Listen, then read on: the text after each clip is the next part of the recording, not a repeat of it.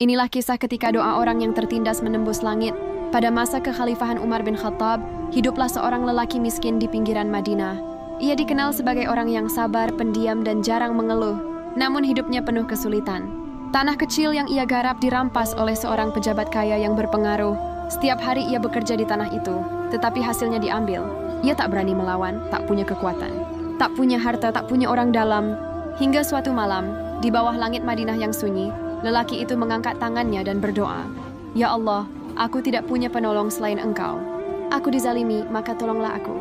Ia tidak mengutuk, tidak membalas, hanya berserah. Rasulullah SAW bersabda dalam hadis sahih, "Takutlah kalian terhadap doa orang yang terzalimi, karena tidak ada hijab antara doa itu dan Allah."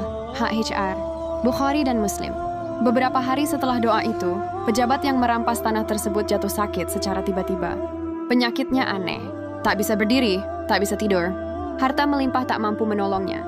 Dalam mimpinya, ia melihat seakan-akan ada suara yang berkata, "Ini akibat kezalimanmu terhadap hambaku."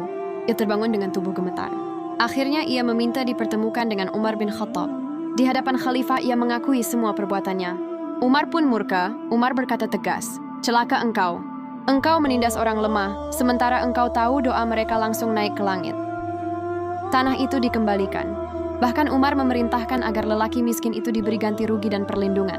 Beberapa hari kemudian, pejabat itu sembuh, bukan karena obat, tapi karena ia telah mengembalikan hak yang ia rampas. Dan lelaki miskin itu, ia tidak pernah tahu bahwa penyakit itu terjadi karena doanya. Ia hanya tahu satu hal, Allah mendengar meski manusia tidak. Pelajaran besar dari kisah ini, doa orang terzalimi tidak butuh perantara. Allah bisa membalas tanpa suara, tanpa peringatan. Kezaliman mungkin terlihat menang di dunia, tapi kalah di langit. Orang lemah bukan tak berdaya. Mereka hanya menyerahkan urusannya langsung kepada Allah.